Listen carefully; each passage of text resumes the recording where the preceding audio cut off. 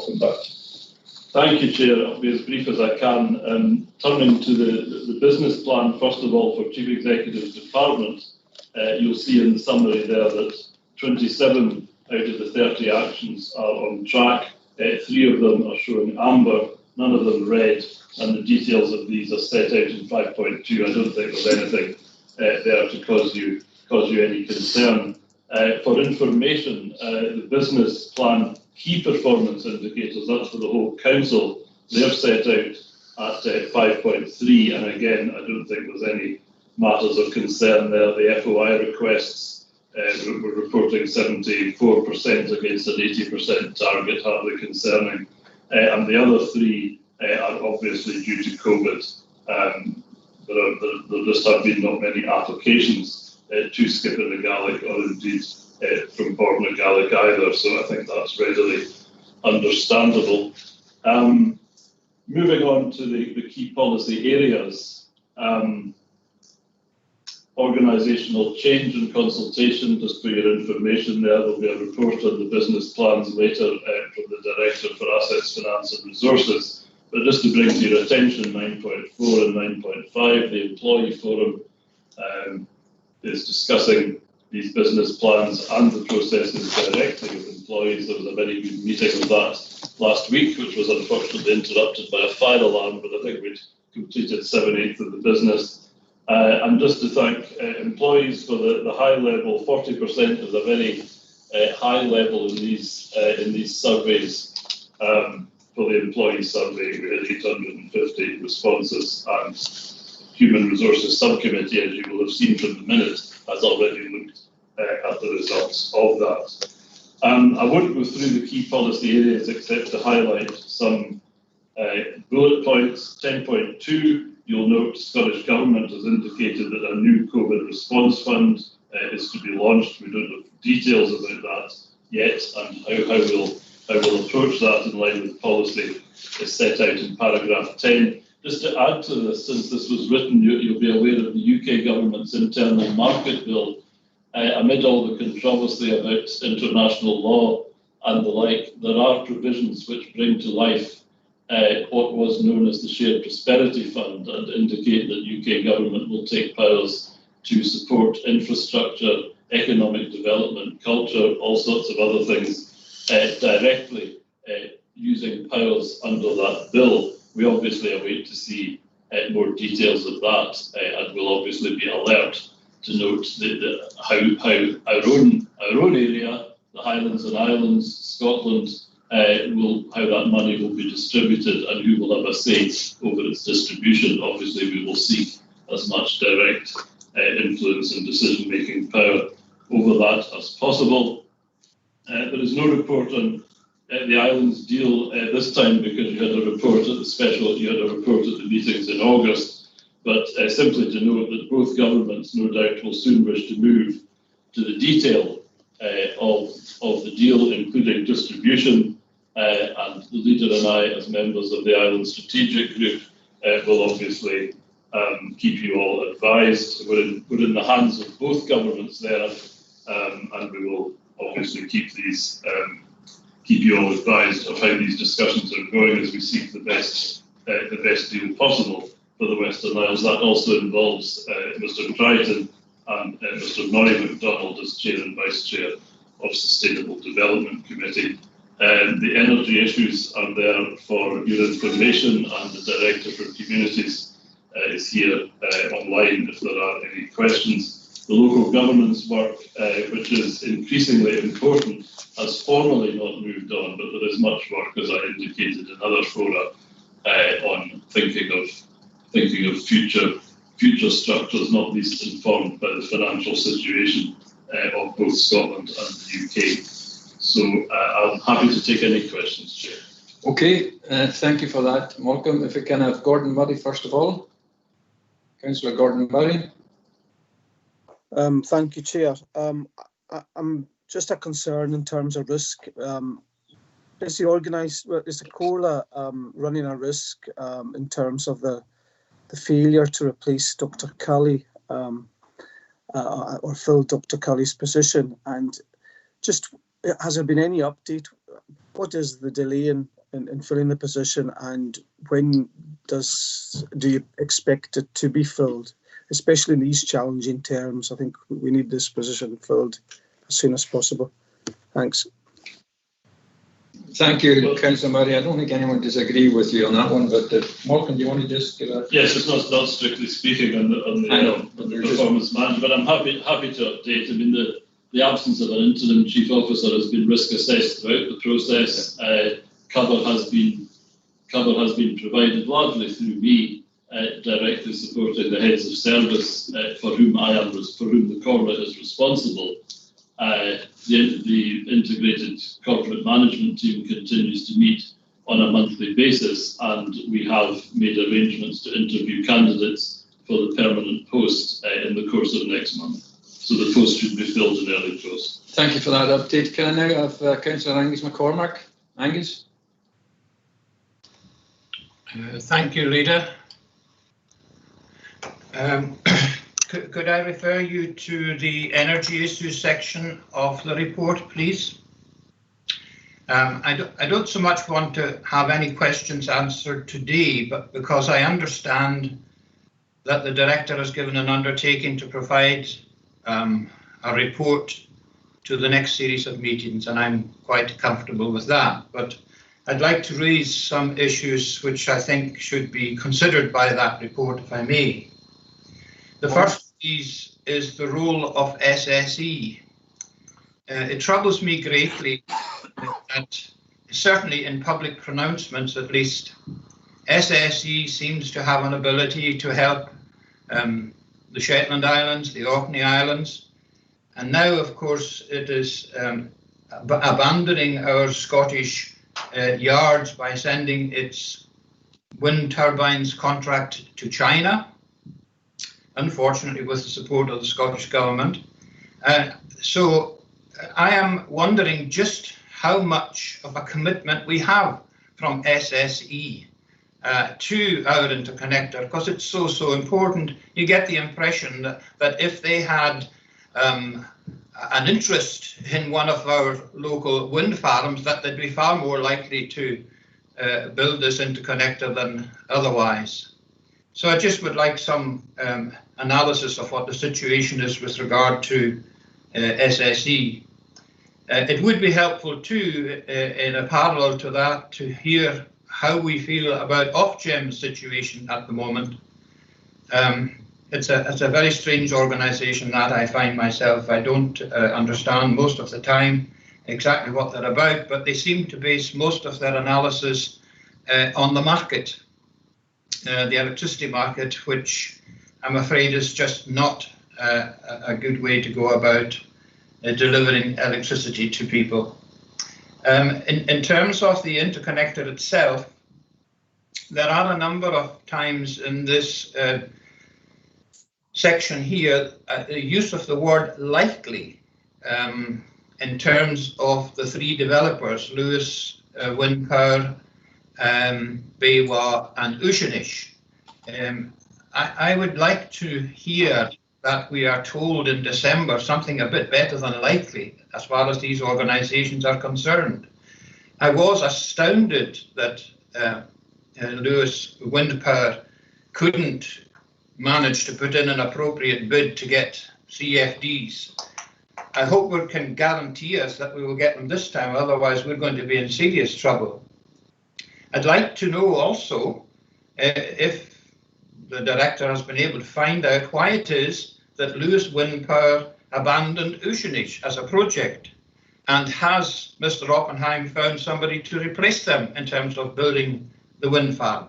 I think that's absolutely crucial to the going forward of this particular project. In terms of the third item, 10.7, there's a reference to the hydrogen project, which I'm very happy to support, but I am very disappointed that on the committee, and there's no reference here to who's on the committee, of course, but I know there are no community wind farms included in that committee, and I don't understand that. If you consider that the three principal wind farms are going to be the three that underpin the interconnector. Presumably they're going to be sending their electricity down that interconnector, and they're not going to have electricity available to make hydrogen. So who's going to make the hydrogen? And I think we're going to have to depend on our local community wind farms and the increase in the number of these. So I'd like a bit more information about that committee and what it plans to do. There are two commitments in the economic recovery programme. One of them is to advance 200 megawatts of community wind, which I, of course, 100% applaud. I'd like a bit more information on how we are planning to move that along. And the second commitment was to bring together community wind interests through some council agency so that we could all work together. And I'd like to hear how we plan to do that in the future. And the final thing, I better just mention it, Chair, or you'll be terribly disappointed. I do think that we should be looking at a second interconnector that goes through Skye and is a replacement for the one that's currently there. If we do not replace the one that's currently there, I don't know what the future holds for wind in the Uist and Barra.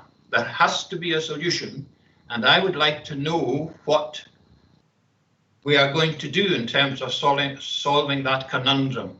I am 100% confident that in the future we will need to have a second interconnector.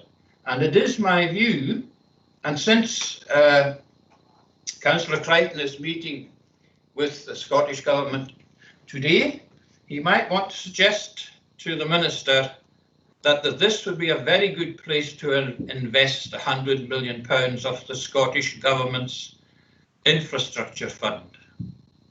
Thank you, Leader. Thank you, Councillor McCormack. That last point, I think that's been suggested before to the Scottish Government. As Councillor McCormack pointed out, there is a report coming in December which I anticipate will embrace probably all these issues. And if these issues are going to be entirely embraced in that report, are you happy, Director Colleen McKeer, we've got you on the line, to state that that'll be addressed in that report, or is there anything in particular that you want to speak about at the minute? Either way, if you feel comfortable that it'll be picked up in your report, then there's no need to repeat that at the minute. Colleen McKeever, Director of Development. Yes, Leader, I'm happy to pick up all these items and address them in the report to December. Okay, thanks for that. And I'm sure Mr. McCormack will be looking forward to seeing you embracing all these items.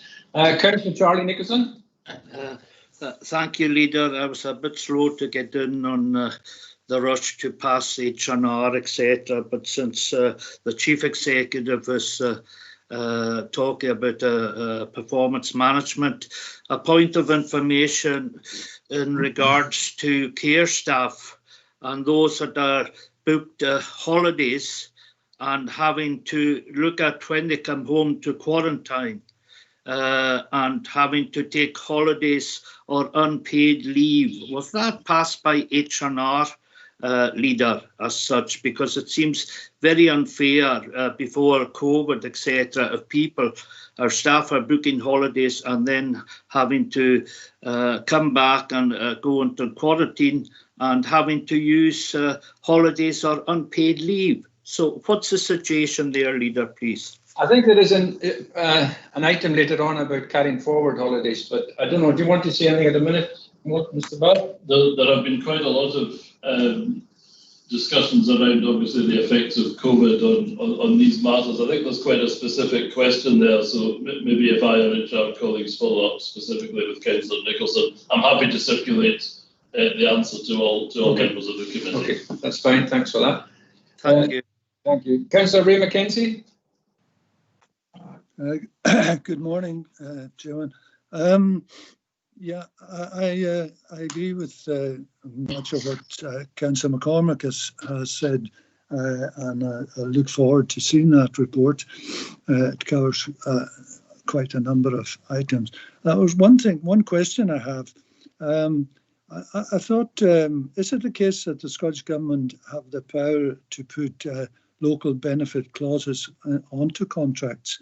And I understood that and energy were reserved powers. It was just a point that Mr. McCormack made there, but I might be wrong. You might be. Well, I might be, but can somebody give me an answer? Yeah, just about this. I don't know, would Colin McKeever, are you still in the meeting? Would you be able to speak to that particular question?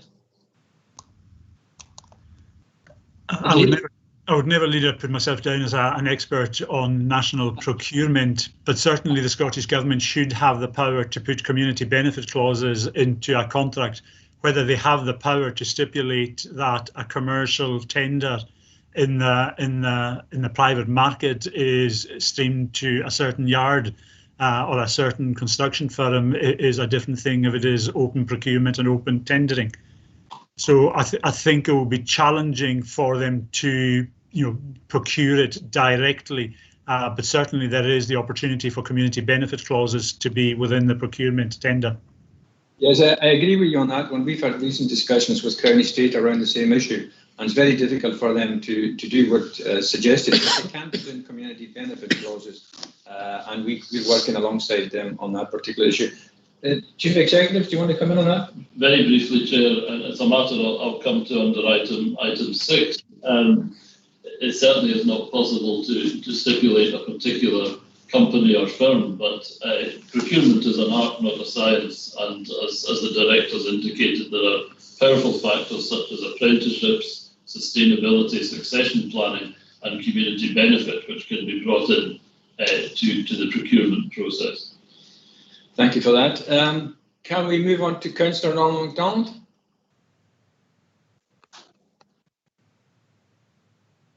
Is that? Thanks for that, Chair. Yeah, can I just note, just as an additional comment to what we've just been discussing, that the Scottish Government today have awarded contracts without tendering because of the urgency of the situation for piping and electrical work with the ferries that are sitting in Clydebank. So there are precedents being set when it comes to tendering. So I think it's rewriting the tendering process book as we go along. So just to note that they have the ability to bypass the tendering process because of urgency. Thank you, Councillor McDonald. Okay, if we're complete with that, item 5A, can we move on to, therefore, item 5? Councillor Ray McKenzie, you wanted to come in on that again? Yeah, I'm not quite sure of that last comment because we're comparing apples and oranges or any other fruit here because these ferries are a different matter to energy as far as I don't think Councillor McDonald was referring to energy. It's just referring to the procurement process and just pointing out the fact that if there are pressures there to get things done quickly, there are ways in which we can deploy tendering in a way that we can get the job done quicker. That's all. And that's what's happened with the ferries. And actually, whatever way they're doing it, we're delighted that they're doing it quicker on our ferries. That's for sure. Item 5. Thank you. Yeah. Thank you. Item 5B is performance management Q1 for strategic finance, IT and internal audit. I believe this will be a report from Robert Emmett, our Director. Mr. Emmett. Thank you, Chair. The only thing I want to add to the report is to remind members that whilst we produced our draft accounts within the statutory deadline, Audit Scotland haven't been able to complete their audit, so the accounts won't actually come forward until the end of November. We're obviously not expecting any significant change, but I just wanted to draw that to attention to the committee. I'm happy to answer any other questions. Thank you, Mr. Emmett. Any other questions? That was just a procedural matter which is drawn to your attention. No. Okay, no further questions on that. We'll note that. We move on to 5C, which is performance management around accountancy and exchequer services. I believe this is a report by our head of accountancy and exchequer services, Norman McDonald. Is Norman in the meeting? No. So it's not a report from Norman McDonald. It's so the report. Mr. Emmett, do you want to speak to it, or is there anything to add to it? Chair, the only thing I want to add is to acknowledge the significant amount of work that's been done within the section around supporting the business support grant scheme, which saw a huge amount of support for local businesses through Norman's team. And I think we should recognise, but happy to take any other questions other than that.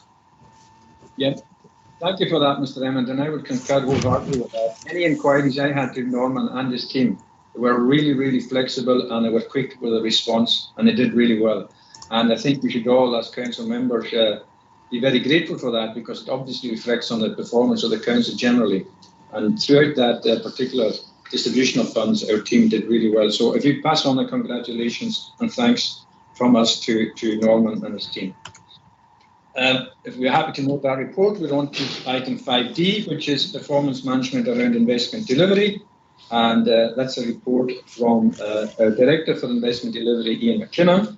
I don't know if Ian wants to highlight any key points in it and then leave it open to questions or comments. No, thanks, Chair.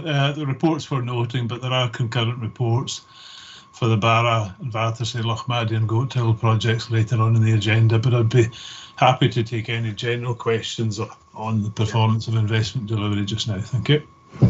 Thank you for that, Mr. McKinnon. Councillor Ray McKenzie. Yeah, just one point. I know there's a concurrent report coming up, but this is on really looking to the immediate future once Goathill is completed. And I wonder if it's, I know this has been sort of mooted in the past, is it possible to consider retaining one of the care homes, Dunedin, for instance, for the immediate future after the changeover, and I'm sure there's some procedure for taking people, transferring people once the Goathill building is complete. But after that period, there may be a need for extra accommodation, and I wonder if this could be looked into at this early stage. Okay, Councillor McKenzie, I don't think there's any decision being taken on that, so we'll feed that view in, and once that comes up for discussion, that view will be put forward to the team. Mr. Emmett, Robert Emmett, do you want to come in on?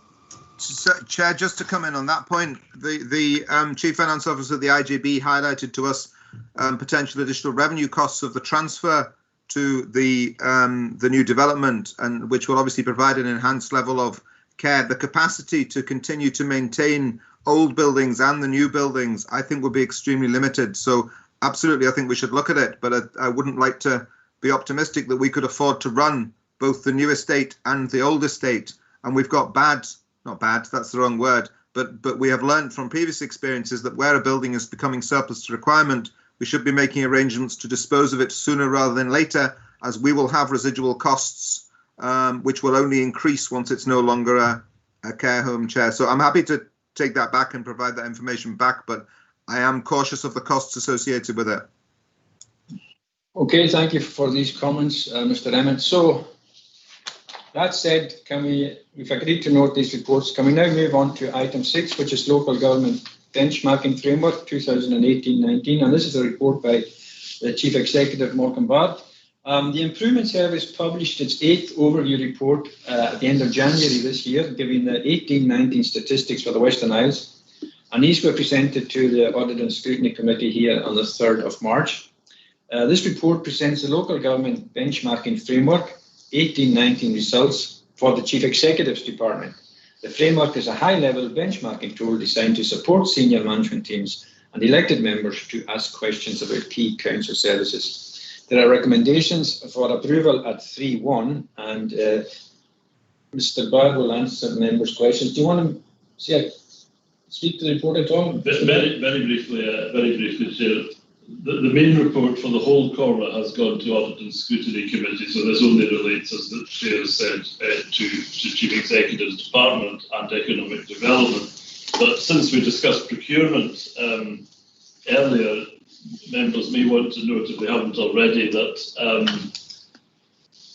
the percentage of procurement spent locally has moved up by 10% from 33% to 43%, and that, as you will see, is the fourth highest in Scotland. No surprise, perhaps, that the three islands are among the top four there, but that's a substantial rise, 13% higher than the Scottish average, and of course we hope to do better there. So just while we were on the subject of procurement, Chair, I thought that might be of interest. Thank you. Thank you for that. Happy to take questions on any of the other points. Any questions for Mr. Bird, respect of item 6? No. In that case, we approve the recommendations of paragraph 3.1 report. Thank you. Item 7 is a Community Economic Fund, and this is a report by the Director of Communities, Mr. Colin McKeever. This report provides information in relation to the criteria for the utilisation of monies within the Crown Estate Community Economic Fund. It is proposed to establish the Community Economic Fund, CEF, around 3 areas of activity, as outlined at paragraph 2.2 of the report. At its meeting on 21st August this year, the Council agreed to establish a Community Economic Fund to the value of 810,000, utilising funds from the Year 2 allocation of monies the Council had received through the revenues generated by the Crown Estate in Scotland. The objective of the CEF is to fund projects that will support growth across the economy of the Outer Hebrides. The main short to medium term prospects for growth will be through the implementation of projects within the island's growth deal, the implementation of elements within the community's economic recovery strategy, and how successful the area is in sustaining otherwise viable businesses and community enterprises through the shock of COVID-19. So these 3 drivers are in front of us. So it's therefore proposed to target the 810,000 at 3 areas of activity as follows. Firstly, island deal support. Secondly, community economic recovery projects. And thirdly, business bridging funding. The detail around the deployment of these funds is outlined in the main body of the report, and there's a recommendation for approval at paragraph 3.1 of the report. The funding has been agreed previously by the Council, and this is just the way of deploying it that's in front of you. Colin McKeever, the Director, will answer any questions. Has anybody got any questions or comments for him, or are you happy to agree the recommendations? Okay, thank you for that. We agree the recommendations. Moving on to item 8, the budget strategy. This is a report by Mr. Emmett, the Director for Assets, Finance and Resources. The report provides an update on the development of the Council's financial strategy for 2021 to 2023. The Council agreed its budget strategy for 21-22 on the 24th of June this year. This was based on 3 particular areas. Firstly, tightening of financial controls, as already agreed, but not implemented due to COVID-19. Secondly, delivering the 1.6 million of service redesign savings planned for 2021. And thirdly, the early preparation of service business plans for all services that will reduce spend, ideally through redesign, but if necessary, by reduction of 10% over the next 2 years. The concurrent revenue monitoring report sets out how the impact of COVID-19, together with other pressures, will use up most of the balances the Council had earmarked to support future budgets.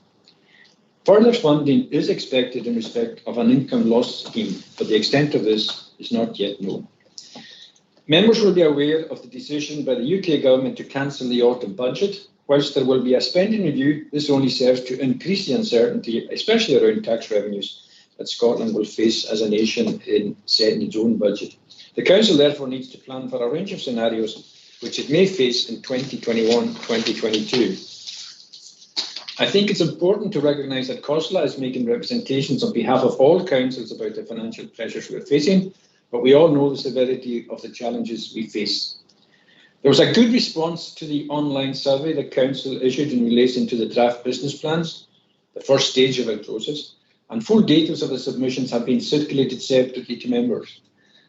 We took a decision to issue the full details just so that you get a flavour. We don't need you to analyse them or do anything with them at the minute, but so that you get a flavour of what's coming back from the community. I think it's important that you get that early on. In the context of these responses, it's recommended that the Council determine if any of the proposals be treated as budget options, i.e. to be implemented only if unavoidable, rather than actually proceeding to business plans. And on the basis of the views expressed in the consultation, purely on that basis, and the sums involved, I would propose that we progress the business plans with the following exceptions. In other words, we will take these out of consideration at the minute, and we won't revisit these items unless we have to really push for further savings. So my proposal is that we take R15F, that's funding for voluntary sector nurseries, R22C, that's grants to community organisations, R22H, community skips, and R23F, community grants. We would take that out of the consultation at the minute. That's a broad reflection of the broad responses, and I think that's fair enough. It affects it's a community-wide effect. I will also propose that we do not progress R15S in relation to the rationalisation of Tongue, Laxdale and Scollabach. Again, that is something for further down the line, and we have so much to do. I don't think it would be worthwhile starting a consultation or involving us in that particular issue at the minute. I think there are aspirations for a new resource there, but certainly there won't be any time in this cabinet programme. So I propose we take that out of consideration at the minute. The remaining proposal will be subject to impact assessments and any statutory consultation before coming before us for a decision in December. So we will have a further opportunity to consider them, which is what we said at the outset. Now, to address the residual funding gap, it is proposed that the Council consider further budget options at a seminar in October, at which there will be an opportunity to set priorities. So there are recommendations for approval at paragraph 3(1) of the report. I'm happy to take any questions, but hopefully you're able to agree the additional items that I mentioned there. Councillor Gordon-Murray. Thanks, Chair. Just a couple of points. At the last budget setting meeting in February, there was a number of budget choices that were subject to impact assessments, and they were going to come back to committee. As far as I am aware, I have never seen them, and I'm wondering whether the money has been taken from the budget.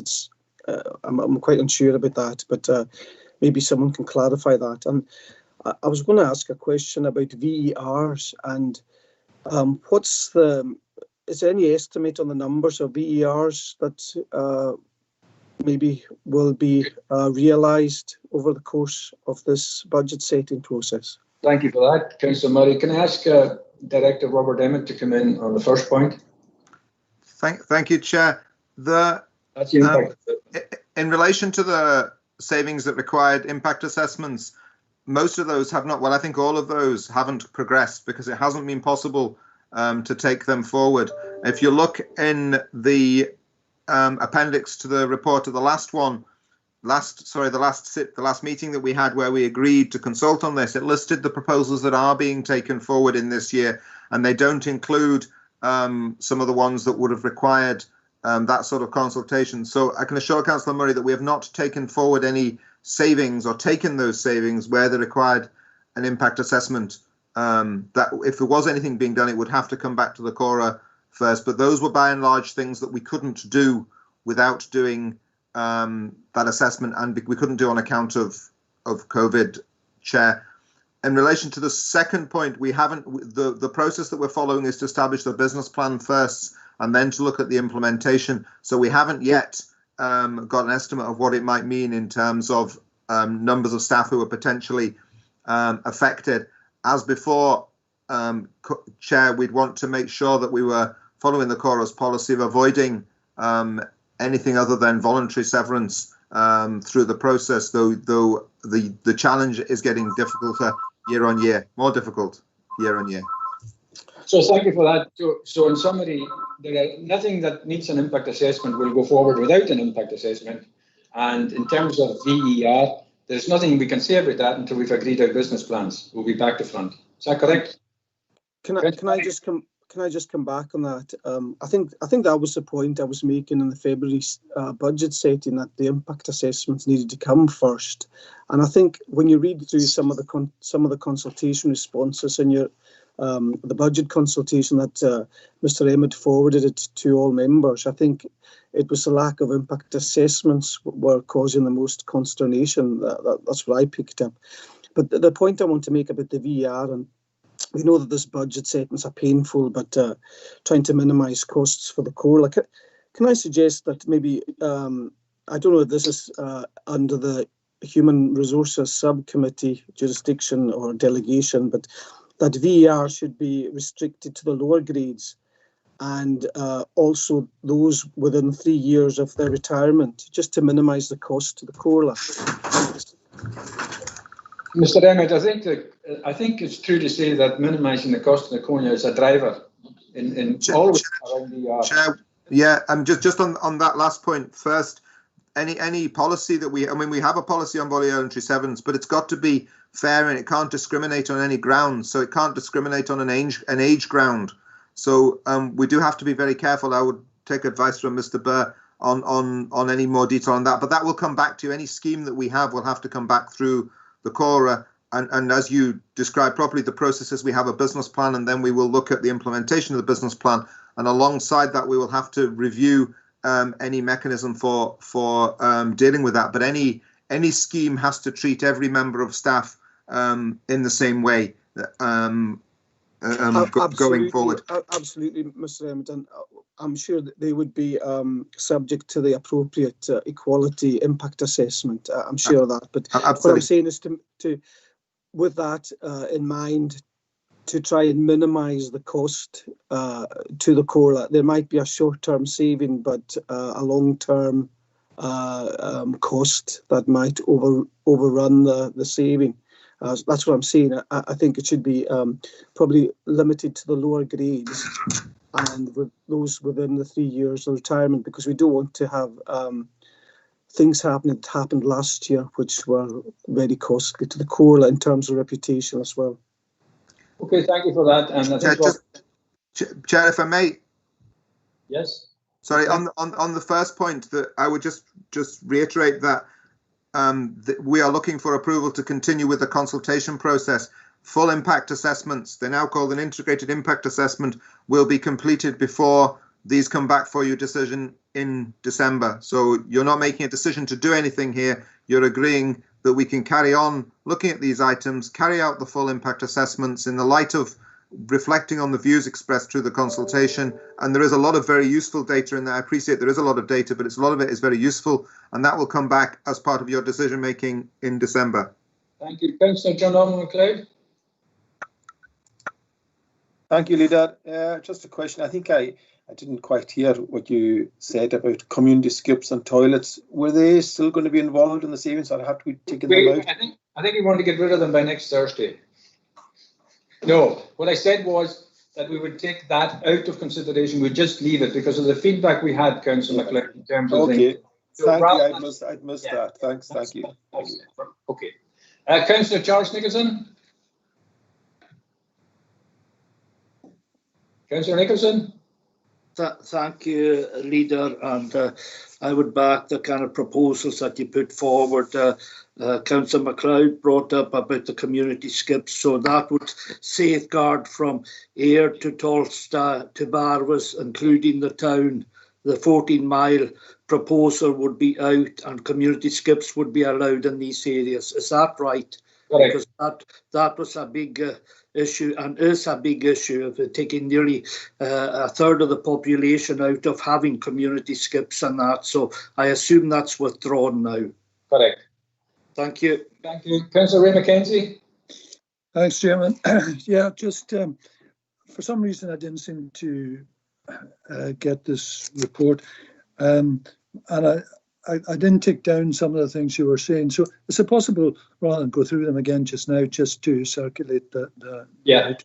Yeah, we circulate it. It would be an additional recommendation on what we're doing, and I don't think you'll have any issue with any of them. It's just a general response to the general feedback. It's rather than spend time discussing things that are just going to cause grief across that community, and if we can avoid doing them, we will avoid. So I'm suggesting we take these out of consideration at the minute, with the caveat that if things get so difficult and so challenging down the line, and we don't do things elsewhere, that we may revisit them. But at the minute, we're taking them out. So we'll issue that, and you'll see what it's been agreed. Yeah. Okay, thank you. Okay. So we have to agree the recommendations for approval at 3.1 with these additional items. Agreed? Thank you very much. Item number 9 is first quarter capital monitoring. This again is a report by Robert Emmett, our Director for Assets, Finance and Resources.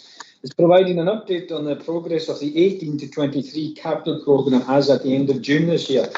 At its meeting on the 12th of February 2018, the Council had also agreed to establish a £1 million match fund for projects that would draw in external funding. And all of this funding has now been committed.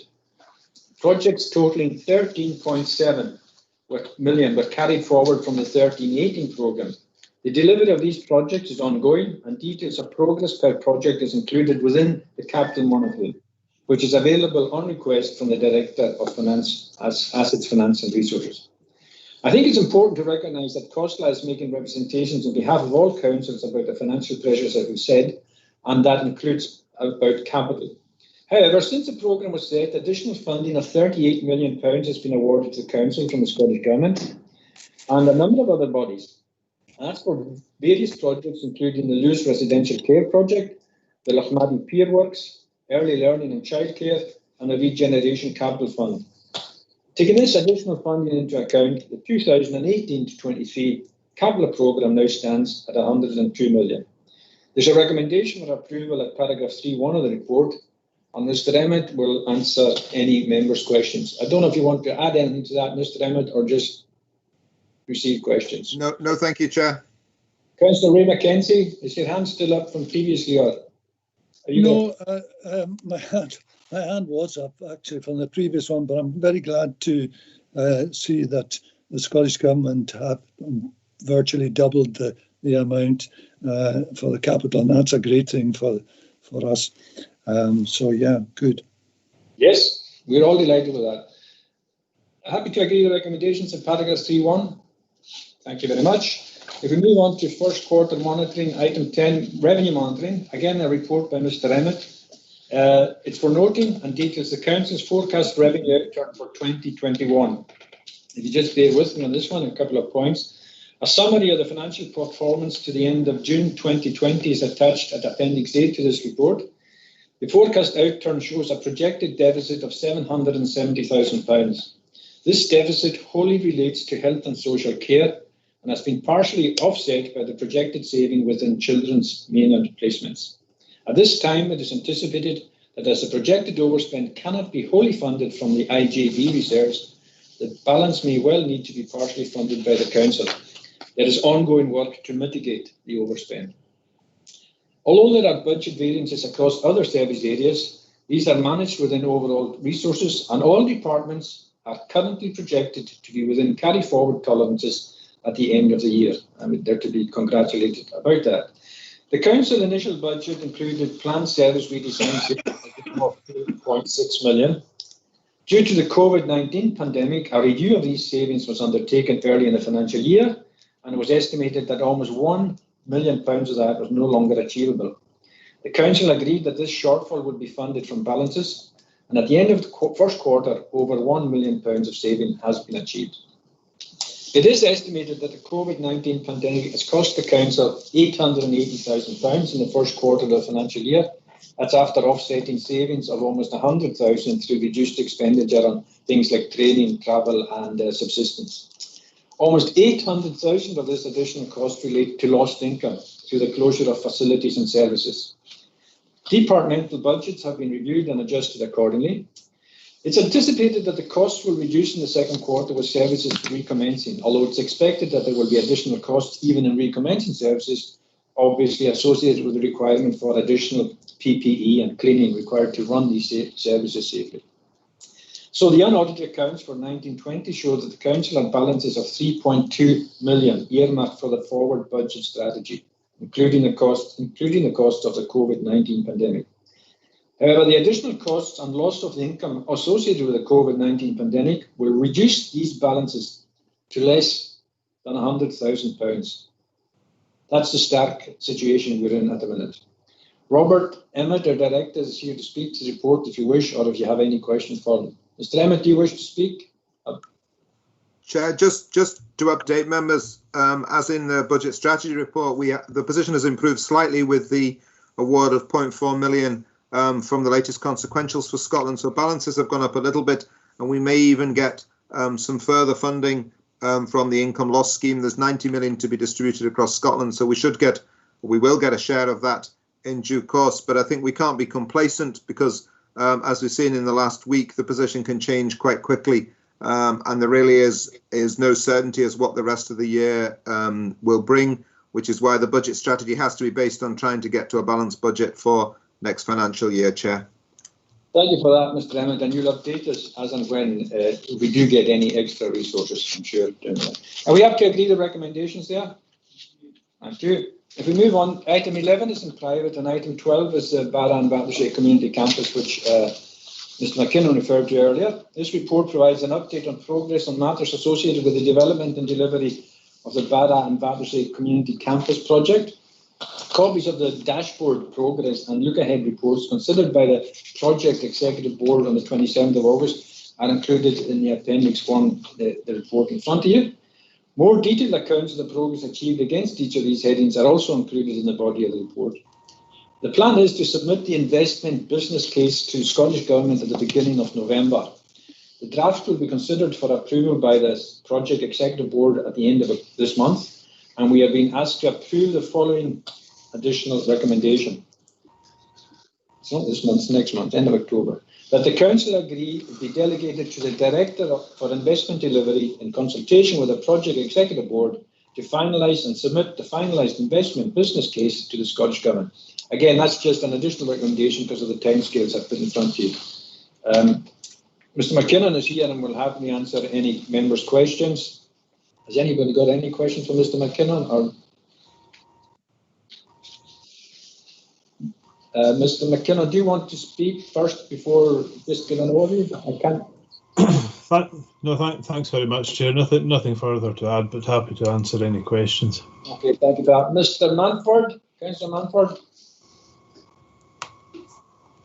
Hi, thank you, Chair.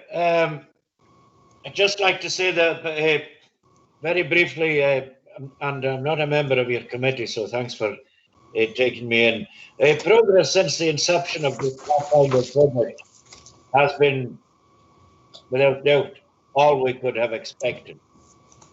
Local officers have been outstanding, lead officers, I should say, have been outstanding to date.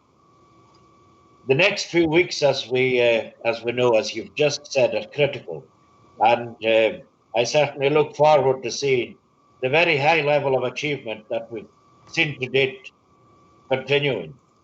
As I said, I'm not a member of your committee, but I hope you can accept the recommendation, take forward the recommendation. Thank you very much.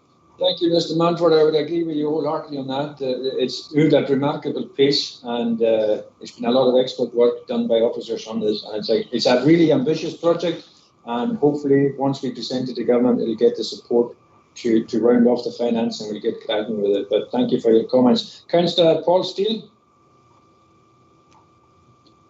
Thank you, Leader. Yeah, I agree with Donald. It's really impressive the way things are moving ahead. My one query, well, I think it's mentioned in the report, is the sports facility side of things, and just ensure that the thoughts that were put forward at those meetings are included. I'm not sure if 1D was their preferred option, but just to make sure that's included going forward. So Mr. McKinnon, did you get that? Yes, well, just to confirm to the committee that option 1D includes a number of options with regard to the sports facilities, and particularly the scope of the facilities to be provided and the layout of those facilities on the south side of the road. I'm in the process of preparing an engagement paper which we'll be discussing through. We've established a short life working group for the sports facilities. That engagement paper will probably be going out today or tomorrow, and the views coming back from the working group, which includes representatives from the two community councils, the two parents' councils, our own elected members, and the Barra Sports Forum. Feedback from that working group will be considered by the Executive Board, hopefully for a final decision by the end of October for inclusion in the submission to Scottish Government. Thank you for that, and thank you, Mr. McKinnon, for that update, and hopefully we can get that in on time, and hopefully we'll have a successful outcome. Happy to agree the recommendations as amended to allow Mr. McKinnon to push on. Yeah, thank you. In that case, can we move on to, I think item 13, Lochmaddy Pier is in private, so we'll move on to item 14. There's a series of reports now coming up around HR issues and policy issues. Item 14 is about reporting concerns at work. It's a report from Mr. Bird, and I think if there are any questions, Mr. Lange will answer them. The report is seeking approval of the revised reporting concerns at work policy. In line with best practice, the Council regularly reviews key policies, and the reporting concerns at work whistleblowing policy was scheduled to be reviewed last year, and that has now been completed. The policy introduces no substantial change to the Council's practice. Revisions primarily include updated terminology, contact details, and points of information. So it's primarily procedural, and if you're happy to agree with recommendations, happy to agree, thank you. Item 15 is, again, there's a series of these. It's a human resources one, and it's about annual leave carried forward. It's a report detailing a proposed increase in annual leave carry forward from the current 5 days to 10 days for all employees for 2020-21. It's recognised that the pandemic response has meant that many employees have been working in exceptional circumstances, and therefore it is proposed that employees be allowed to carry forward 10 days leave into 2021. Looking for an agreement to that, because the normal carry forward is 5 days.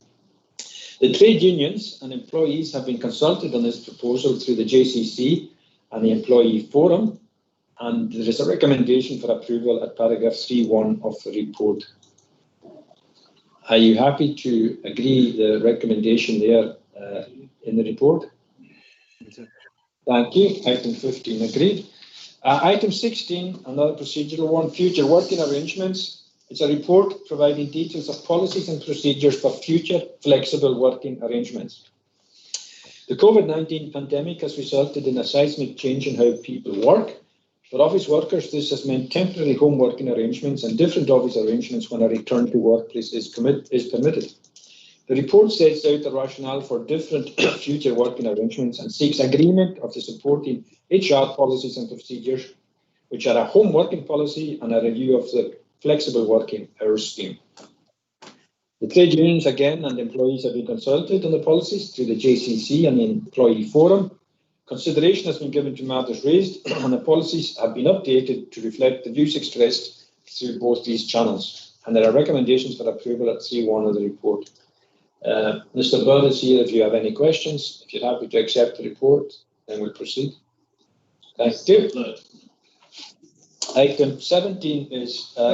Chairman. Sorry, Councillor Mackenzie, yes? Yeah, I'm very glad to see this report after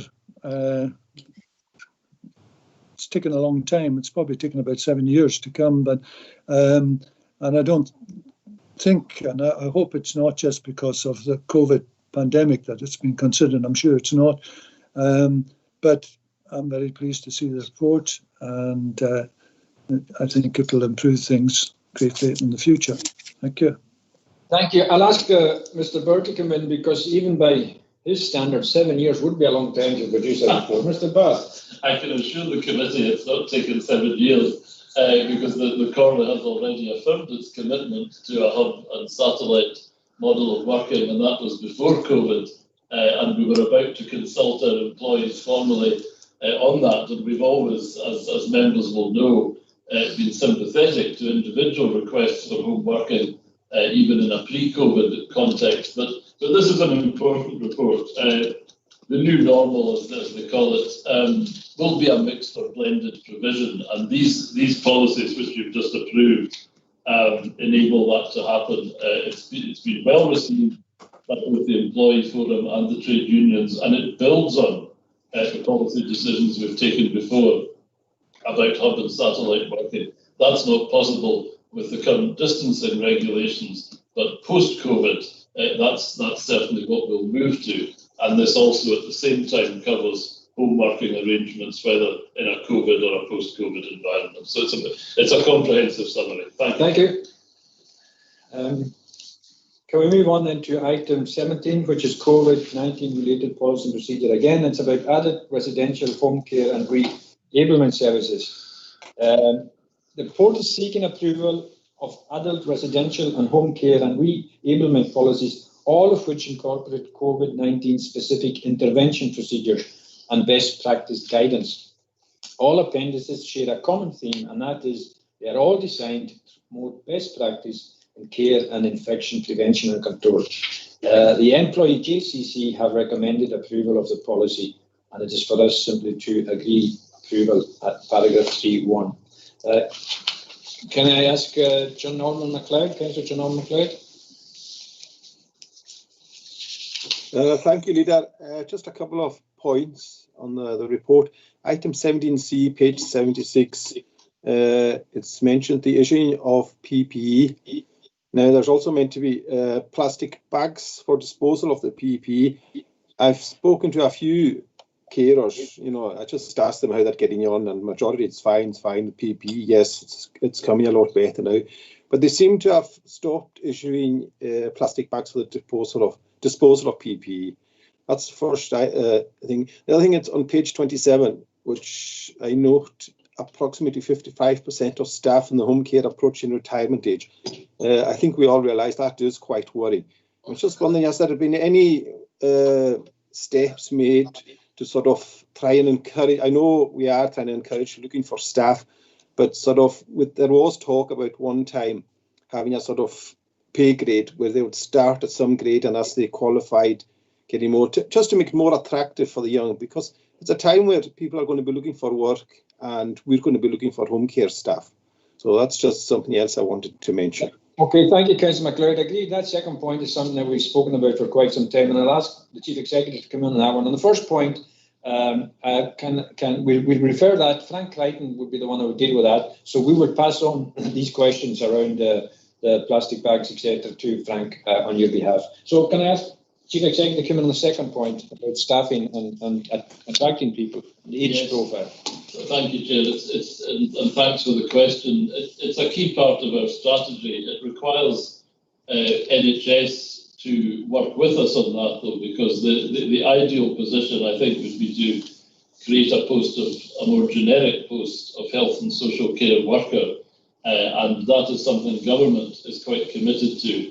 But it's a slow process, as you know, when you're dealing with national terms and conditions. But the succession planning for our care workforce has always been a matter of concern to us. We continue to make the job as attractive as possible, even in the current terms and conditions and roles, by encouraging apprenticeships, etc. But that will not entirely fill the gap. So we continue to look at specifically that point, and it's a matter for immediate attention. Yes, thanks for raising that, Councillor MacLeod. It is an issue. Councillor Colin McMillan.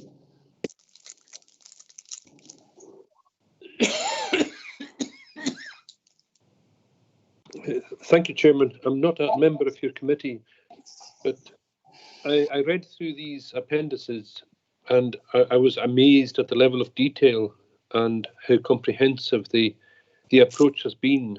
And I would have to congratulate the people who prepared it and who reviewed it and did all of the work in amongst social distancing and remote working.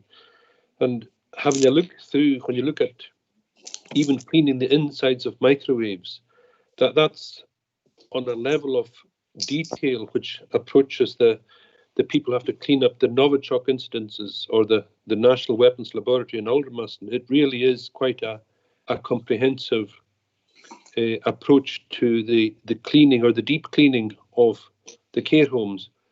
And I think the NASA could take a leaf out of this. It really is quite impressive, the work that's gone into it. And I would have to say well done to the staff. And if we could put this sort of thing into the public domain in some sort of abridged form to show the level of care that the coroner is taking of the people in its care, if that makes sense. And notwithstanding the matters raised by Councillor John Norman, the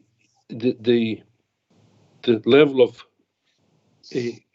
dedication which I see here is quite impressive. And if we can put the standard into implementation, process, then I think we can hold our heads up and face anyone and say that we are doing our best, irrespective of what happens. And my mantra is, mistakes will be made with the best of intentions.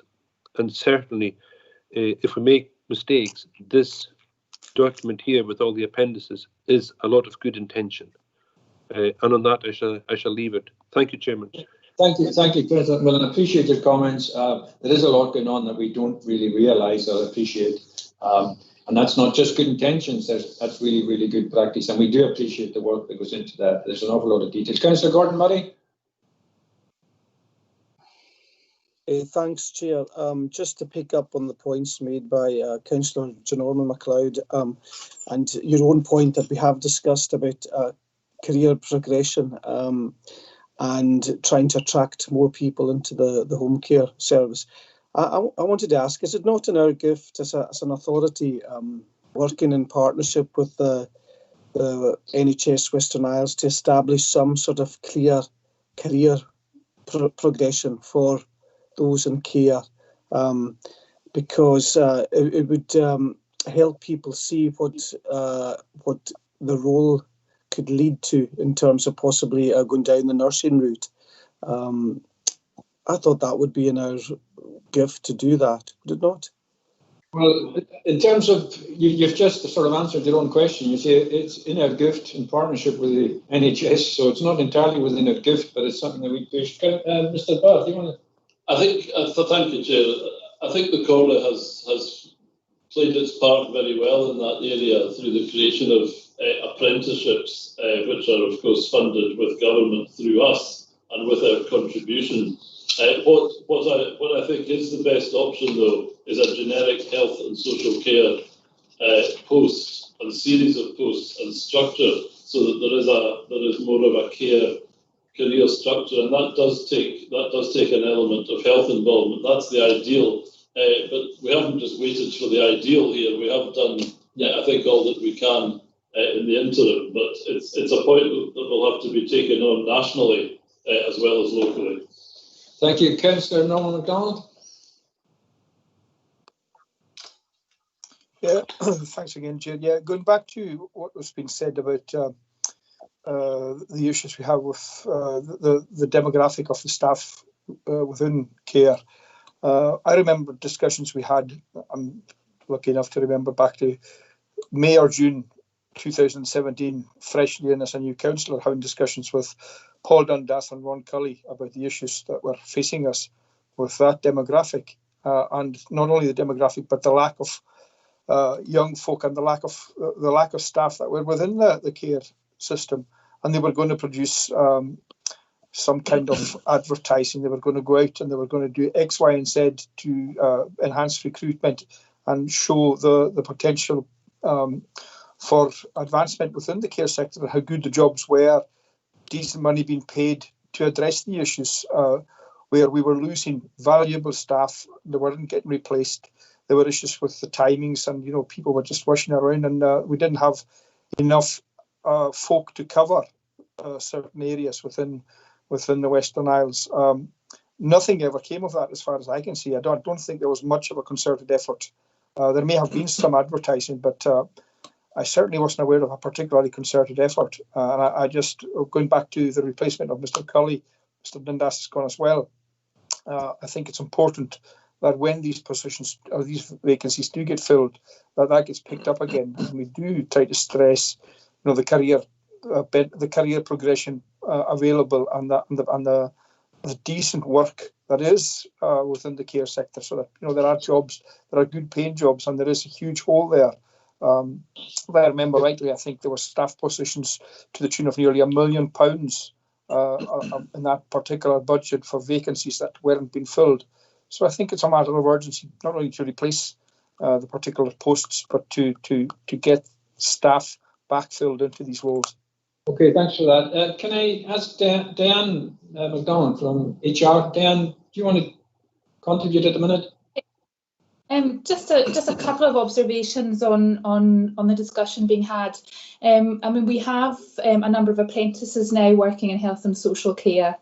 And these are posts that are primarily for young people, and we look to school leavers for that, and we provide an opportunity whereby they can work across a number of care settings, whether that be residential homes or home care and learning disabilities, so they can gain experience of care in different settings.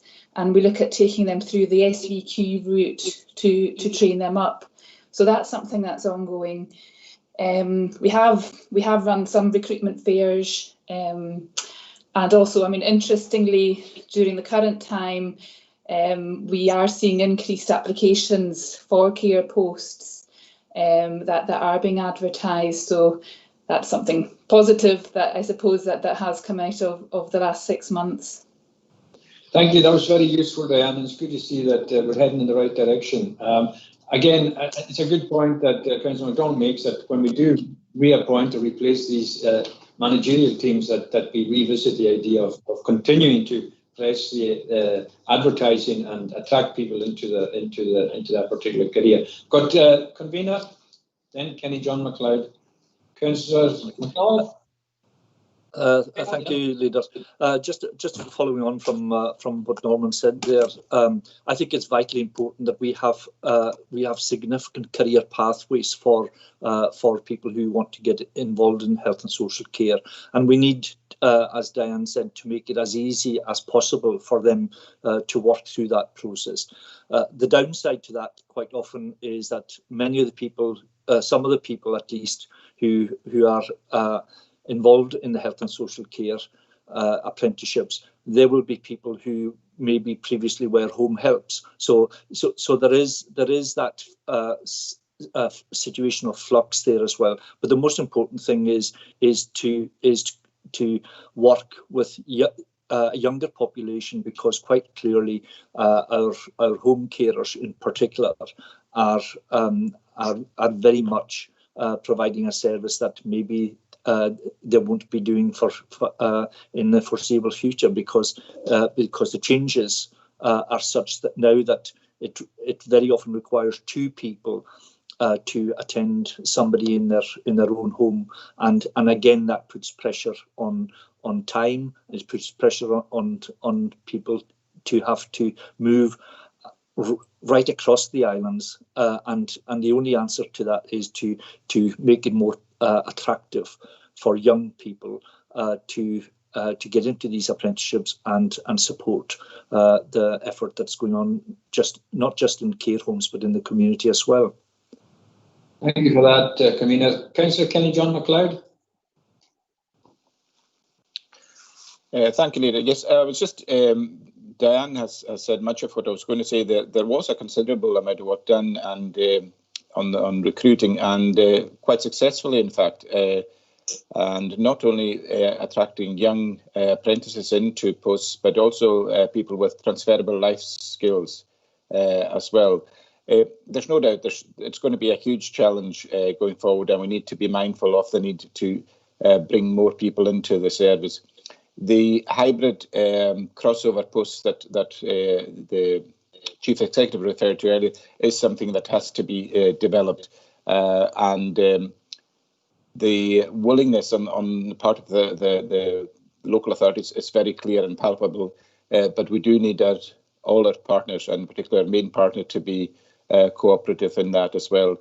And they do take much of their guidance from government, it has to be said. So we do need a strong indication from government that this is the way that we need to be moving forward with these posts. And any reevaluation of their worth surely should recognise that it is a much valued service now, particularly with the recent experiences we have. Yeah, I think it's an optimum time for demonstrating how valuable they are. Councillor Gordon Murray.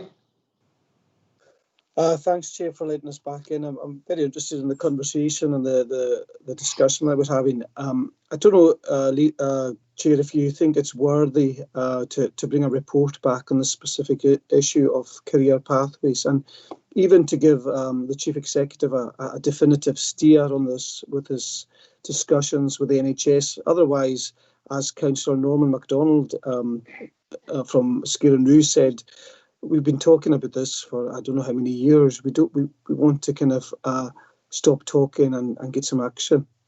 Well, I'm not sure you were listening to the discussion, Councillor Murray, but there has been from Kenny John MacLeod and from Diane, there has been examples of where we are trying to do something about it, and there has been some activity. I don't know if it would be worthwhile bringing a report back at the minute. I think what Councillor Mcdonald and McDonald suggested was that as soon as we get replacements for these managerial posts, that we drive this forward and make sure it's one of the priorities. I don't know if you want to come in on that, Mr. Bell. Very briefly, Chair, it's already very much on the IGB agenda, and I know that the core members of the IGB are committed to driving that forward as well. So there's no shortage of political input, but it is also a matter for the coroner. But I know I have, and the discussion this morning has confirmed that there is the political backing for that course of action. Thank you. Thank you. Oh, that's good to hear, Chief Executive. I look forward to your updates on the next series. Thank you. Councillor Nolan McDonald, we want back in?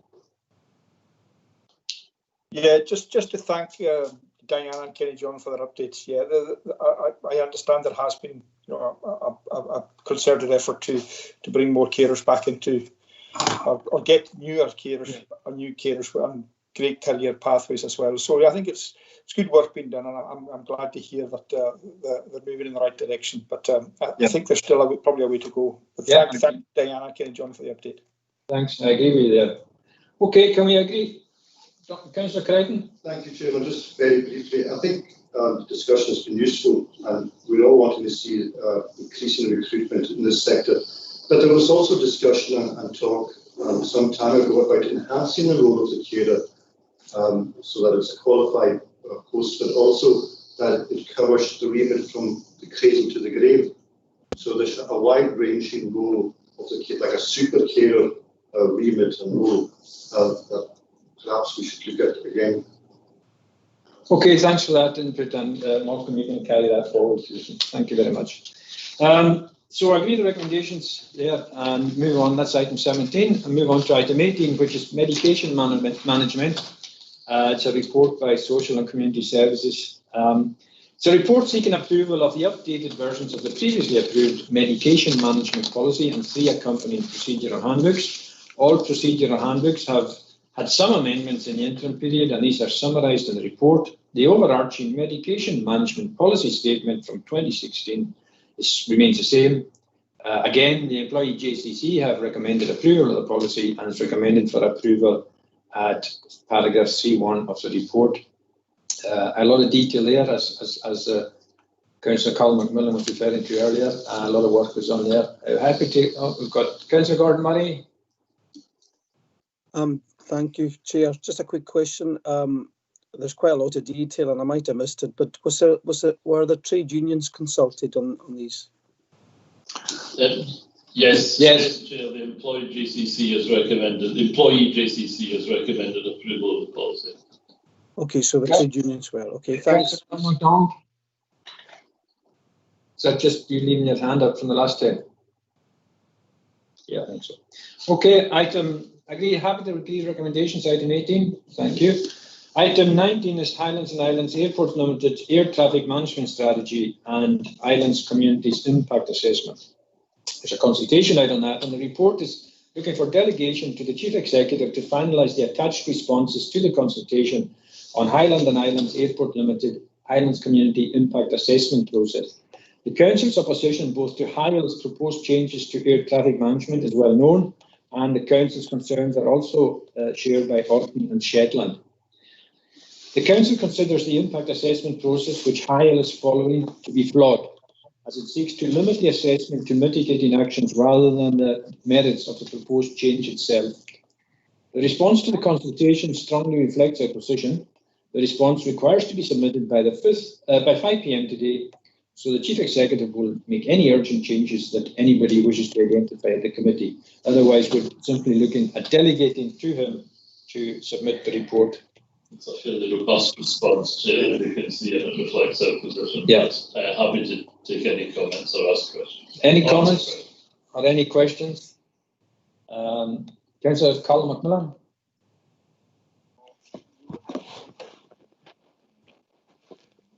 Thank you, Chairman.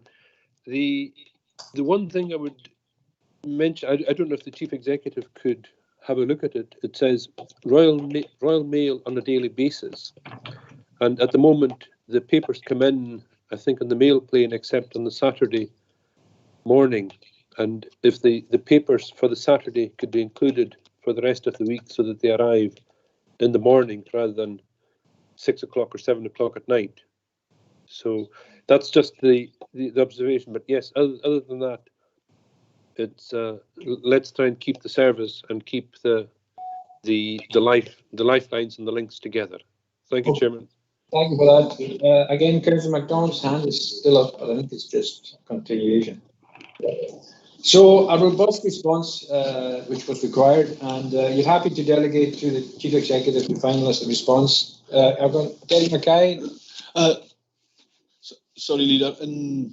As the deadline is 5 p.m. today, which is before the call, then the committee should take powers to determine this on behalf of the core to allow the response to be made by the deadline. Okay. So formally, do you wish us? Yeah, just to formally take powers to. Okay. Happy to do that as a committee. Agreed. Thank you. Okay, thank you very much for that. Somebody want to break? Yeah. Okay, we're going to take a 15-minute, 10-minute break. We'll restart at 11:10. Thank you.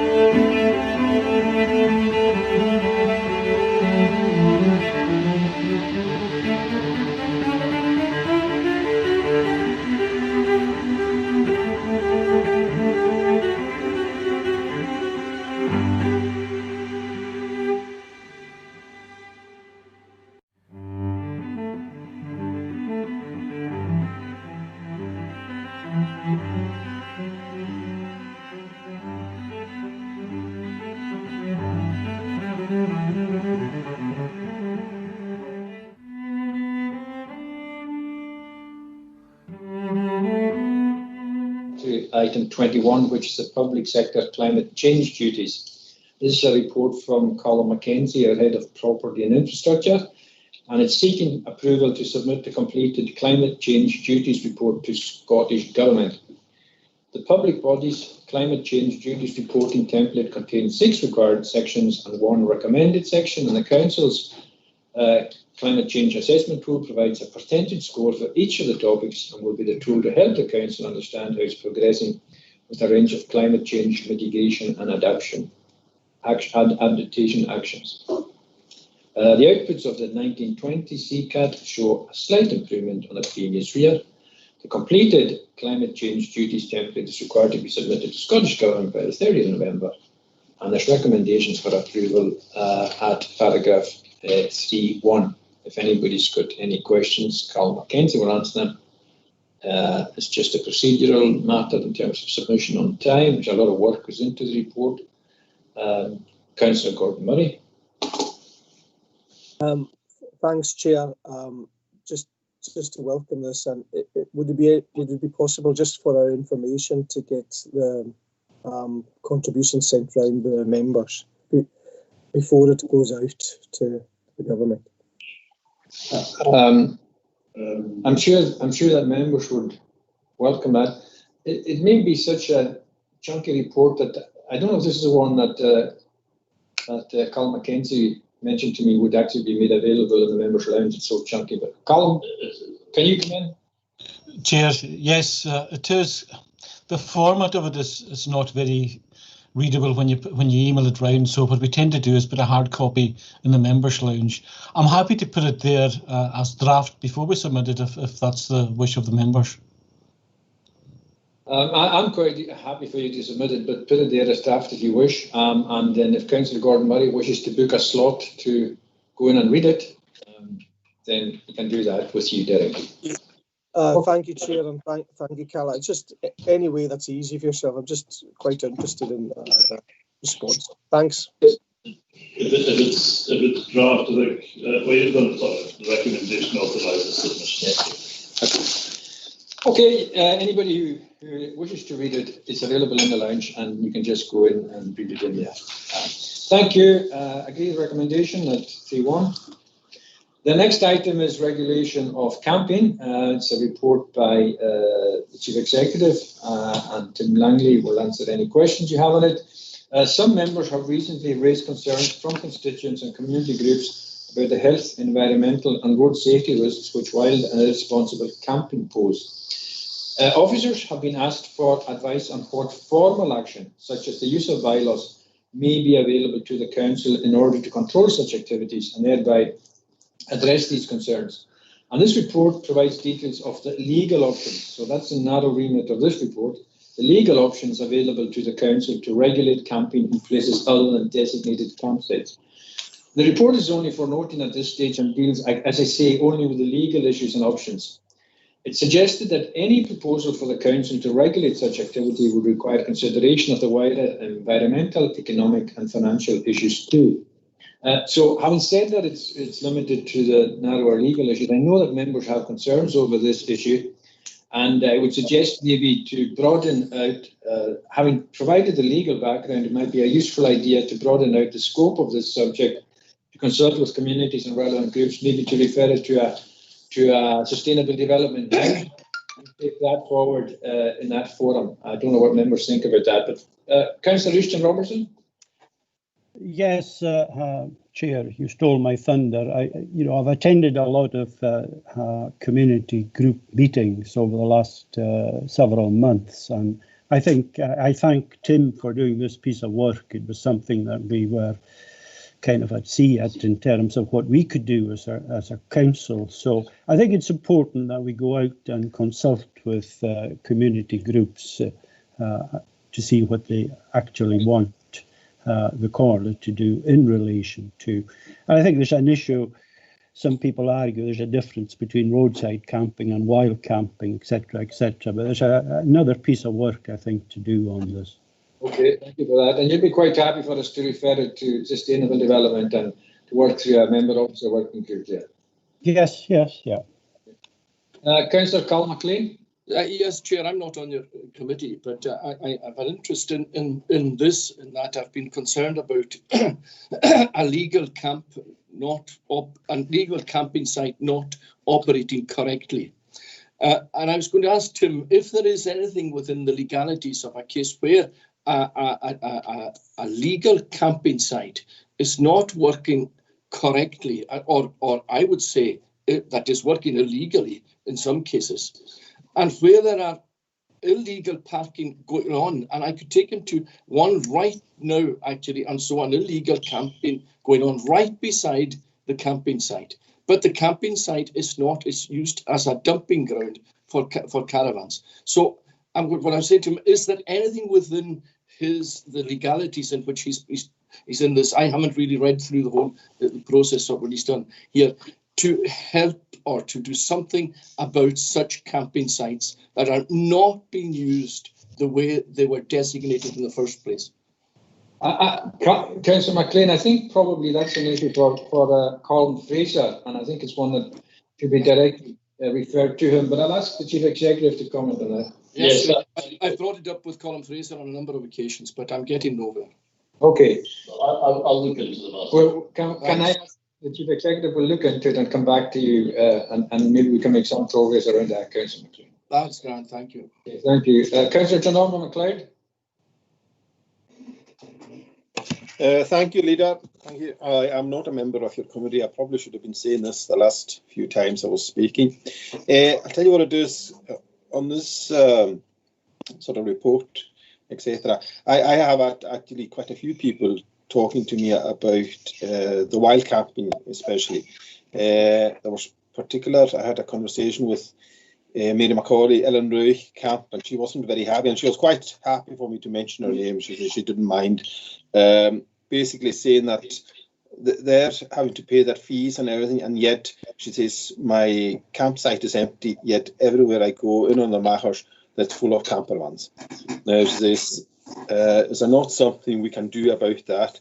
I've also had complaints about wild camping and the usual sort of leaving a mess and that, but to be honest, I've walked in Lower Bars 15 times and there's been camper vans in there, and they've been very good. I mean, I can't say I haven't seen any mess or anything, and they leave the area pretty clean. So I'm not so sure about that one. It's a difficult one. You know, you can't punish everyone for a couple of people just not adhering to the rules.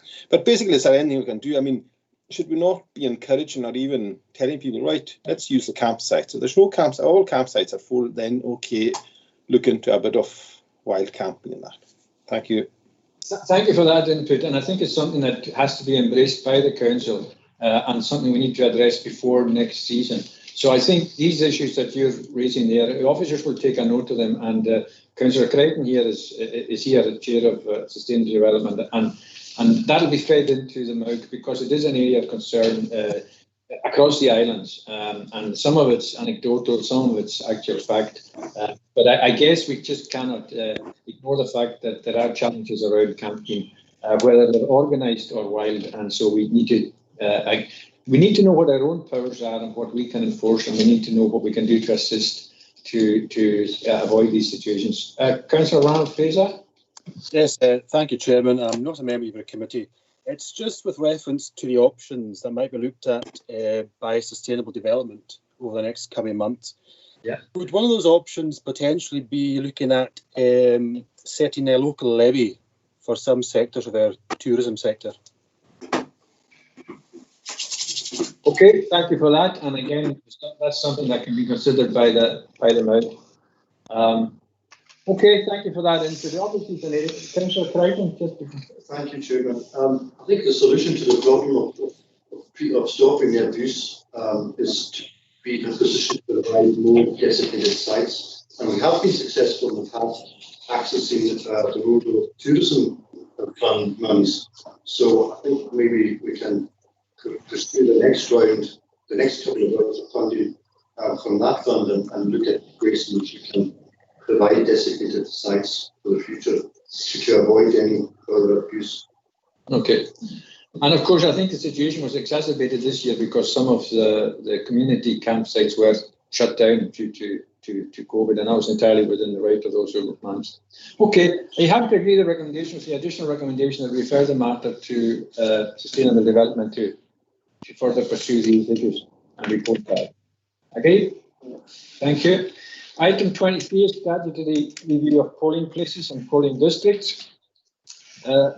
Derek Mackay is here as the officer that's the expert on this if you've got any questions. It's a report detailing the outcomes of the review of polling places and polling districts 2020, and it's seeking approval of a revised list of polling places as detailed in the appendix to the report. The review particularly focused on the suitability of premises or facilities for persons with any type of disability, and also comments were sought from electors who are registered within the constituency itself. As well as the general public, the council sought input from community councils, elected members, political parties, disability groups and the third sector. The proposed polling districts and polling places reflect the comments received, and the two changes to the existing polling schemes are that, firstly, polling stations 38 and 39, EO8C and EOD, Lochatua be located at Back 3 Church Hall instead of Lochatua Community Hut.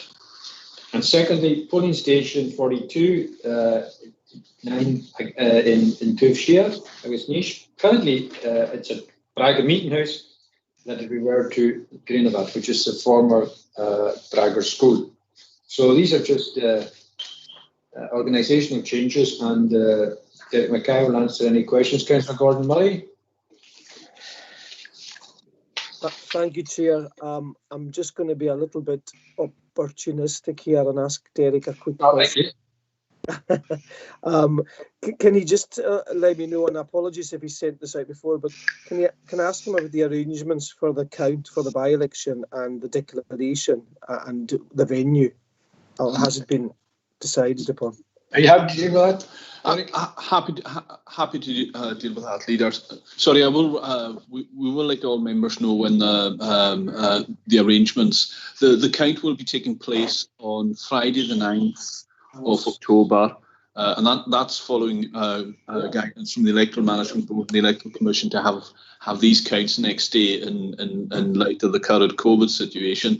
The count will take place in MacLeod Memorial Hall, commencing at 10 o'clock, and we would anticipate making a declaration by lunchtime. We will obviously have to limit the number of people who will have access to the count venue to maintain social distancing.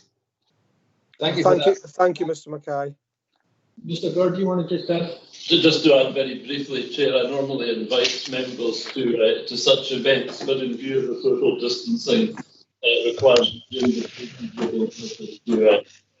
fellow councillors from the electoral ward. Perfect. Happy to agree the recommendations. Item 23, thank you. Item 24 is about the Balavanik Regeneration Town Centre Fund. It's a report from Head of Economic Development and Planning, Joe McPhee, and it's looking for agreement on the use of the awarded Town Centre Fund to progress a series of improvement projects in Balavanik as part of the Balavanik Strategic Vision.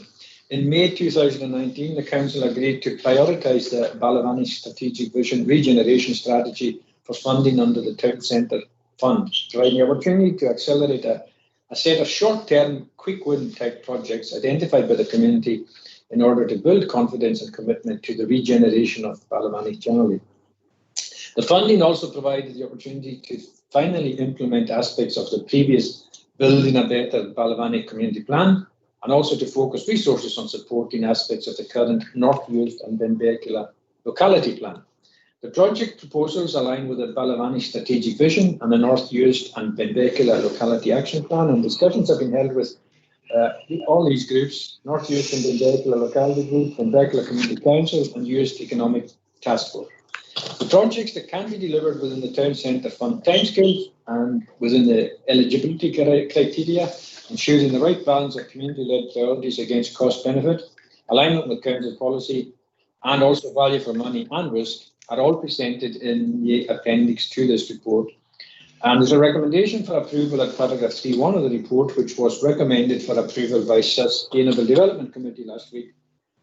So if you're happy with that and it's been through Sustainable Development, If there are any questions, Joe will answer these. Otherwise, are you happy to agree the recommendations? Thank you for that. Item 25, again, this one has been through committee. It's the Outer Hebrides Local Transport Strategy for 2020 to 30. It's a report providing an update on the development of a new Outer Hebrides Local Transport Strategy for the period 2020 to 2030.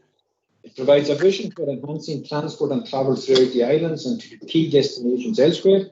It sets out the Council's policy on transport, presents transport planning objectives, and coordinates future priorities through a series of actions and interventions to enhance transport and travel. There are four overarching objectives. Firstly, a safe Outer Hebrides. Secondly, an active Outer Hebrides with embedded environmental protection. Thirdly, an inclusive Outer Hebrides. Lastly, create prosperity. There's recommendation for approval of paragraph 3.1, and it was already through transportation and infrastructure for approval, and there was a very lengthy discussion and a very detailed presentation there. So, Councillor Charles Nicholson, do you have a question? Thank you, Leader. It's just within the strategy and the transport strategy, where is bus shelters in relation to the strategy as such?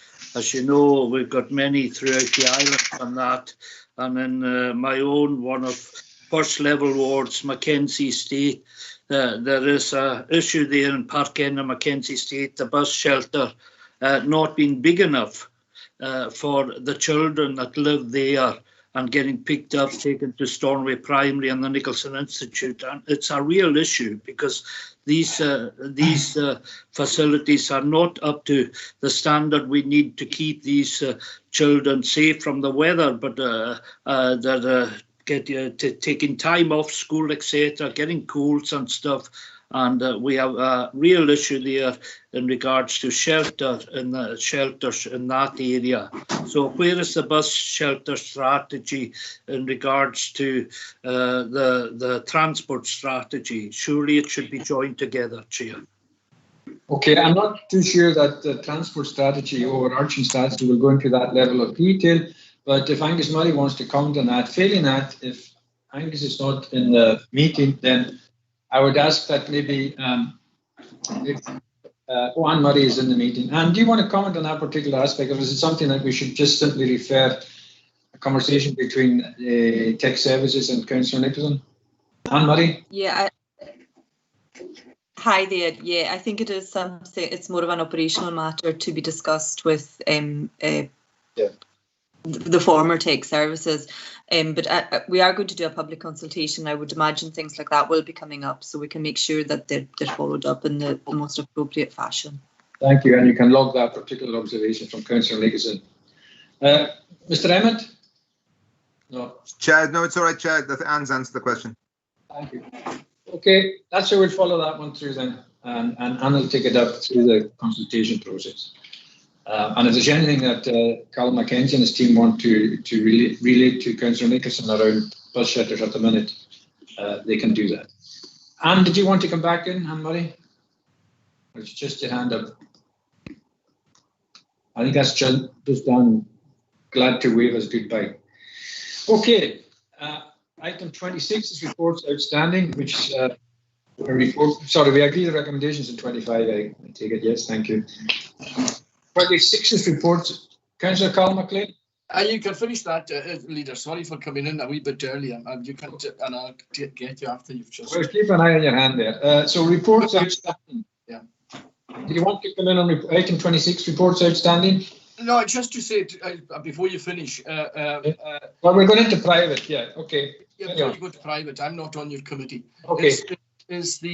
Could you put through to us the item?